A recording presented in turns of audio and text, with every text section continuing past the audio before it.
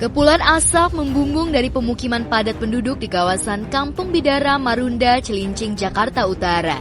Dari video amatir yang beredar, tampak suara perekam seorang wanita tengah panik saat insiden pada Minggu 11 Agustus 2024 lalu ini terjadi sekitar pukul 13.47 waktu Indonesia Barat. Beruntung kebakaran tak menjalar ke pemukiman lainnya setelah 8 unit mobil pemadam kebakaran dan 40 personil diterjunkan. Satu rumah hangus terbakar dan tinggal reruntuhan sisa kebakaran. Ya Allah, astagfirullahaladzim. Ini gimana ini? Bendera gue. Apinya gede banget itu. Apinya masih nyala itu.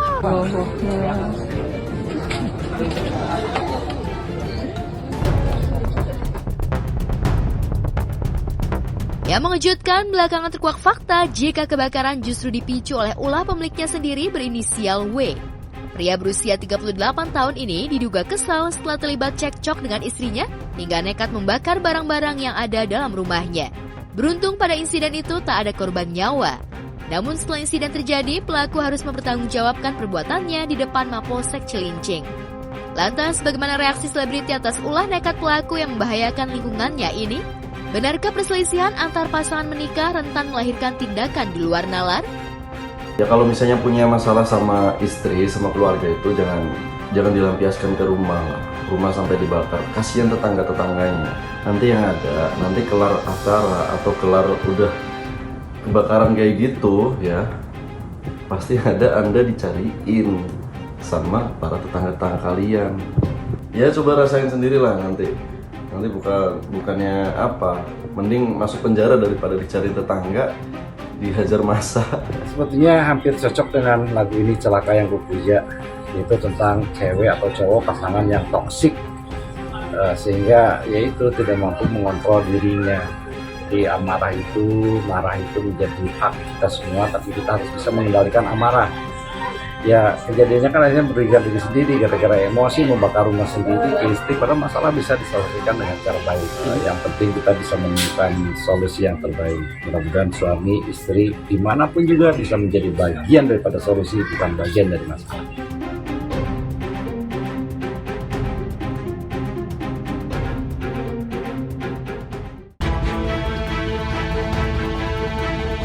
Sementara Bahtera Andre Taulani dan Rian Wartia Trigina berada di ujung tanduk, pun dengan Bahtera adik kandung Raffi Ahmad, Anissa Sadiah Ifat alias Nisha Ahmad, dan Andika Rosadi yang juga berada di ujung tanduk. Namun di tengah Bahtera yang sudah dikayu Nisha dan Andika sejak tahun 2009 silam terancam karam, Raffi Ahmad sang kakak rupanya merasa bersalah atas kisruh Bahtera adiknya. Melalui percakapannya dengan ibundanya, Ami Kanita, Raffi tampak begitu terpukul atas kisruh Bahtera sang adik. Ia mengaku bersalah dan gagal karena tak bisa menjaga adik-adiknya.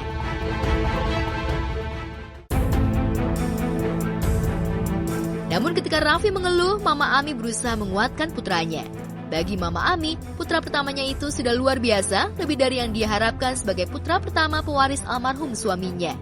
Di tengah upaya Mama Ami menguatkan Raffi, mertua Andika Rosadi ini mendadak sedih ketika mengenal sosok almarhum suaminya, Munawar Ahmad yang tak lain ayah Raffi Ahmad. Di masa lalu, Ami Kanita mengaku tak mau banyak menuntut almarhum ayah Raffi karena khawatir dengan kondisi suaminya yang punya penyakit jantung. Mama Ami juga menuturkan jika ayah Raffi kerap mencurahkan isi hatinya kala menutup malam dengan mengungkapkan jika almarhum tak bisa memberi banyak materi apalagi berlian, kecuali ketiga buah hatinya akan terus jadi berlian-berlian Mama Ami kelak.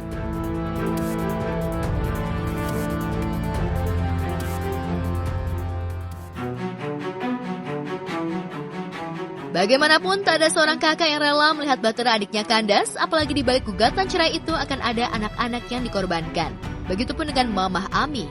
Hingga usianya kian menua, ia terbukti setia. Tak pernah terpikirkan untuk menikah lagi setelah suaminya pergi.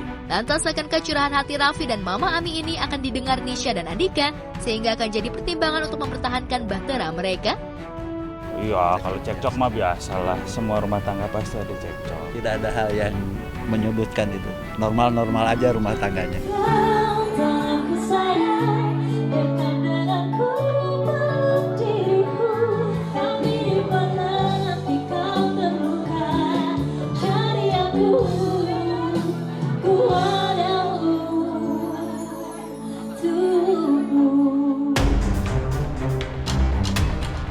Pesinetron sinetron Kimberly Ryder justru sudah bulan ingin bercerai dari suaminya, Edward Akbar. Bahkan saking ingin segera mengakhiri kisah cintanya dengan Edward, Kimberly tak mau neko-neko menggugat harta gono gini hingga uang nafkah.